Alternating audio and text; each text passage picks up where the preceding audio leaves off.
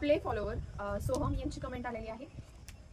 Practice set 2.6 मधलं first equation. तर आज आपण 2.6 मध्ये फर्स्ट इक्वेशन पाहणार आहोत. आता इक्वेशन आहे, फर्स्ट इक्वेशन आहे प्रॅक्टिस सेट 2.6 मधलं.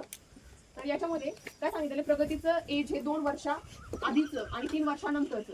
जर त्या 2 एजचं काय केलं, मल्टिप्लिकेशन केलं तर आन्सर किती येते, 84 येते. तर आता सध्याचं तिचं काय काढायचं, वय काढायचं आहे.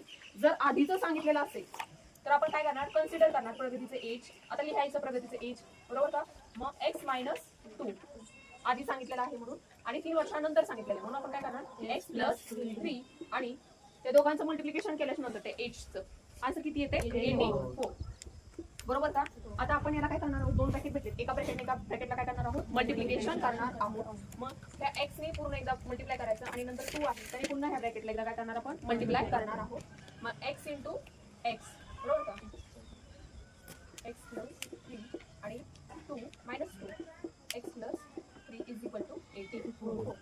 x × x x², x × 3 3x - 2 × x 2x 2 × 3 6 = 84. बरोबर का. आता याच्यामध्ये सेम नंबर आहे 3x आणि 2x. एक प्लस आणि एक मायनसचा साइन आहे. मग 3x मधून 2x गेले, किती उत्तर येईल, ओनली x -6. हा 84 इकडे जाणार, प्लस मध्ये होता, इकडे जाताना मायनस मध्ये = 0. x² कशाला तसाच, हा x पण कशाला तसा. मायनस काय झाले, प्लस. 84 + 6 किती झाले, 90.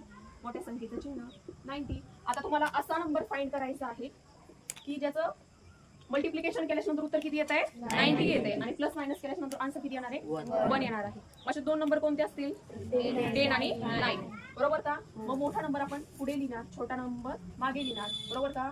मोठ्या संख्येला प्लसचं साइन, छोट्या संख्येला मायनसचं साइन. बरोबर का. मग काय आहे आपली फर्स्ट नंबर, पुन्हा x + 10 = 0. x + 10 आणि x - 9. बरोबर का. x + 10 होतं, मग x च्या इकडे जाताना काय होईल, -10 आणि सेकंड काय होतं, x - 9 होतं. बरोबर का. मग ते खाली जाताना काय होईल, x + 9. बरोबर का.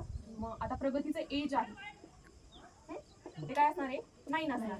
कारण की कोणाचं एज हे आपण मायनस मध्ये ऐकले का, मी -10 इयर्स आहे, मी -4 इयर्सचे, असं नसतं. बरोबर की नाही. मग एज काय असतं, प्लस, म्हणून प्रगतीचं एज काय असणार आहे, 9. समजलं हो. उद्या कोणतं इक्वेशन घ्यायचं कमेंट करून नक्की सांगा.